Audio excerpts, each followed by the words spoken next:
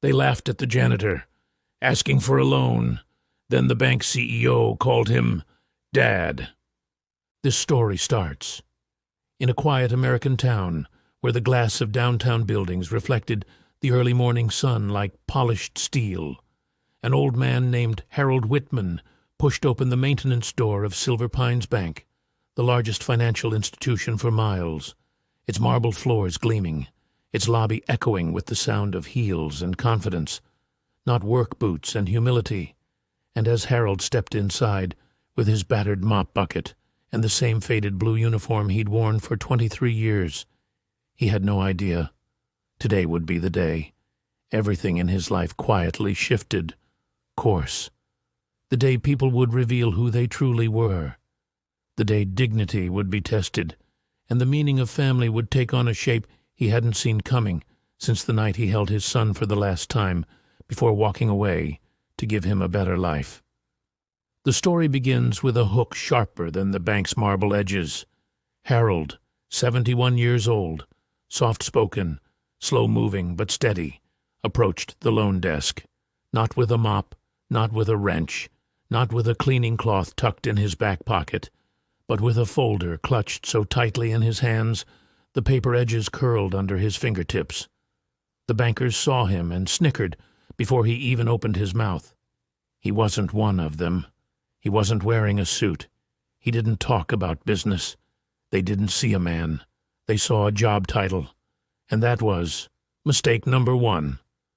When he finally reached the counter, Harold cleared his throat, voice trembling, yet polite, and asked for a small personal loan.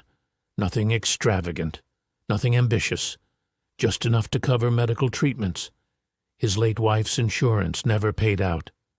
Bills he had silently shouldered for months, while still cleaning up after people who never said his name, only, "Hey, janitor." The teller didn't even look at the paperwork before laughing, then whispered something to her colleague, who smirked and replied loud enough for nearby customers to hear. "A janitor asking for a loan here? This is a bank, not a charity."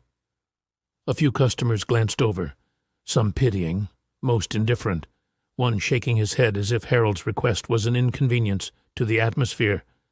And as the humiliation stung like cold wind against tired skin, the inciting incident snapped into place. The branch manager, late 30s, slick hair, perfect tie, stepped over with a rehearsed smile and rejected the loan instantly, not based on credit, not after reading Harold's paperwork, not after giving the old man even 2 minutes of respect, but simply because he did not look like someone they wanted to lend money to. The words they threw at him were wrapped in artificial politeness, but the contempt underneath was sharp enough to cut. "We have stricter requirements. You understand. It's complicated. Perhaps someplace else." Then came the line that would echo for the rest of the day. "Sir, with your income, it's unrealistic." They didn't say poor. They didn't have to. The disgust decorating the sentence said enough. Early emotional processing washed over Harold like a cold tide. Shame, frustration, that old familiar ache of being underestimated. He quietly folded the denial paperwork with trembling hands and whispered, "Thank you for your time," even though none of them deserved the gratitude. He turned to leave, and as he walked back toward the maintenance closet to gather his tools, he heard the employees whispering again, mocking him for trying. "Imagine thinking he qualifies for a loan," one said. "He probably can't afford the interest on a cup of coffee," another added. Harold didn't say a word. His dignity was heavier than their opinions. But inside, something cracked open. A refusal, an internal struggle, a battle between the part of him that wanted to disappear into the shadows and the part that remembered he had once been more than just a man pushing a mop. He had been a father, a husband, a man with dreams that cost him everything, including the little boy he walked away from decades ago, so that child could grow up with opportunities he himself never had. He wondered where his son was now. He wondered if the boy, now long since grown, would hate him for leaving or understand someday that some sacrifices are never spoken about because they hurt too deeply to name. That quiet wound lived inside him, shaping every decision he made, every late-night shift, every dollar saved, every moment he bit his tongue instead of defending himself.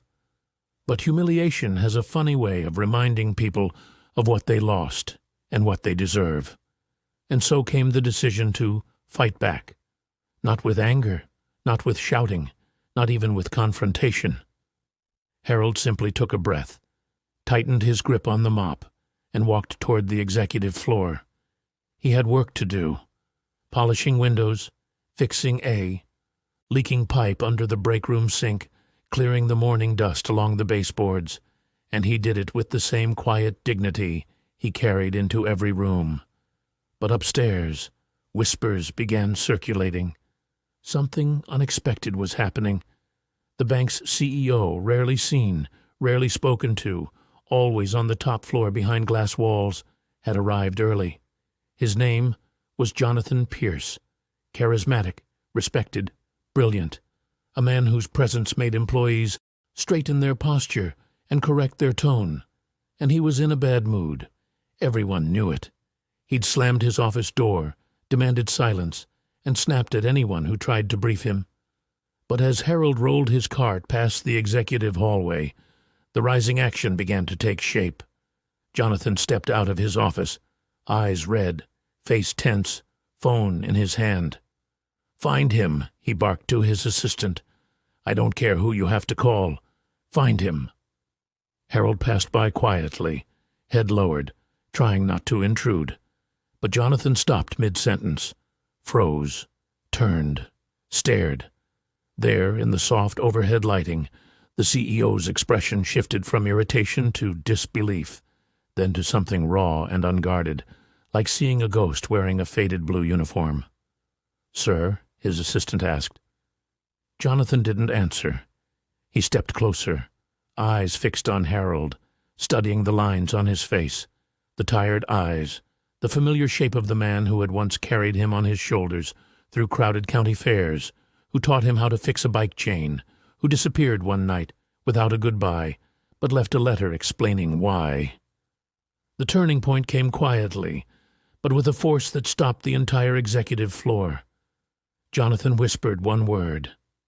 "Dad." Employees froze. The room stilled. Even Harold's mop bucket seemed to stop rolling.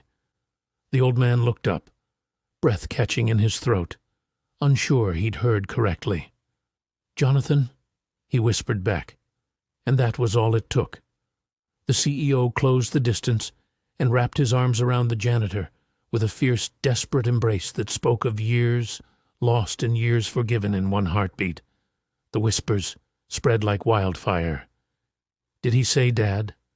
The CEO's father? He's the janitor?" The same employees who laughed earlier went pale, their arrogance draining from their faces as quickly as their confidence. The climax hit when Jonathan stepped back, eyes shining, and said loud enough for every floor to hear, "Why didn't anyone tell me my father was working here?" Silence. Then the branch manager stammered, "Sir, we didn't know." "You didn't know because you didn't care," Jonathan replied, voice sharp as glass, and then he delivered a line employees would repeat for years. "This man has more integrity in the calluses on his hands than this entire floor combined." He turned to Harold. "Dad, why didn't you tell them? Why didn't you tell me?" Harold's voice shook. "Didn't want to burden you, son. You were doing well. I didn't want my past weighing you down." Jonathan shook his head. "You raised me. You sacrificed for me. You will never be a burden." Then he took Harold by the arm and marched him back downstairs, straight to the loan desk, where the same employees who mocked him now looked like they might faint. Jonathan stood tall. "My father will be approved for any loan he requests, effective immediately." The teller who laughed earlier whispered, "We're so sorry, Mr. Whitman." But Harold didn't gloat, didn't scold, didn't revel in their regret. He simply nodded and said, Respect shouldn't depend on who someone's related to. The resolution unfolded like gentle sunlight breaking a storm. Jonathan insisted on paying off every one of his father's medical bills, set up a private suite for him to rest in when needed, and offered him a generous position. Not because Harold couldn't keep being a janitor if he wanted to, but because he deserved options. But the optional tag, the soft ending that viewers would remember, came 2 weeks later at a morning staff meeting. Jonathan introduced Harold not as an employee, not as the janitor, but as the man who taught him everything he knew about honesty, hard work, and humility. Then he placed a hand on his father's shoulder and said, "If you want to know how I became who I am, you're looking at him." And in the back of the room, the very employees who laughed at Harold now applauded him, not because he was the CEO's father, but because they finally understood the weight of integrity. The camera of imagination pulls back, lights soften, music swells, and the narrator ends with a closing note to the viewers. Always treat people with respect. You never know whose story you're stepping into. And if you enjoyed this heartwarming tale, make sure to like, comment, and subscribe for more powerful stories that remind us that kindness, humility, and character still matter in this world.